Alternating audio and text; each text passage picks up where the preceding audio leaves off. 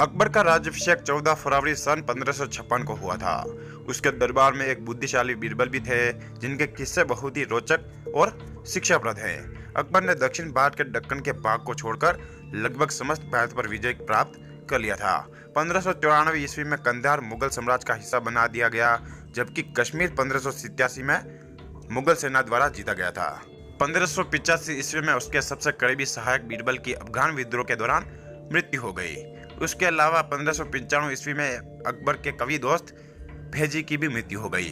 अकबर ने स्वयं अहमदनगर के मुगल अभियान में नेतृत्व किया, जबकि विपक्ष में अहमदनगर की शासिका चांद बीबी ने अहमदनगर की सेना का नेतृत्व किया था। जब वह दक्कन के अभियान में व्यस्त था, उसी समय उसके पुत्र जहांगीर ने उत्तर भारत में विद्रोह कर दिया और अकबर के सबसे प्रिय और नवरत्नों में से एक अबुल फजल की हत्या करवा दी। इस घटना के बाद अकबर को दिल को गहरा चोट पहुंचा और उसके बाद उसका स्वास्थ्य दिन ब दिन गिरता चला गया।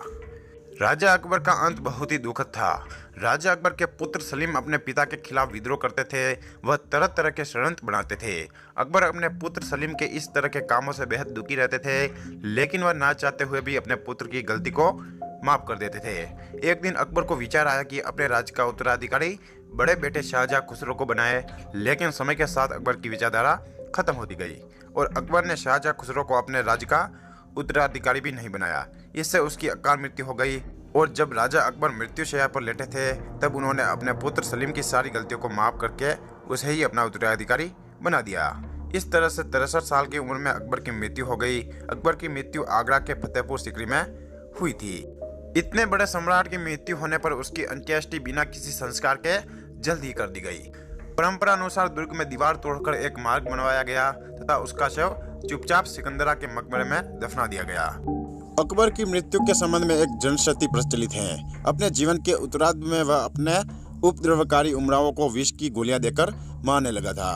एक ही तरह की गोलियां उसके पास खाने की चीज के बहाने आती थी, पर कुछ में विष रहता था और कुछ में नहीं। इस भेद को अकबर ही जानता था और लोग नहीं जानते थे।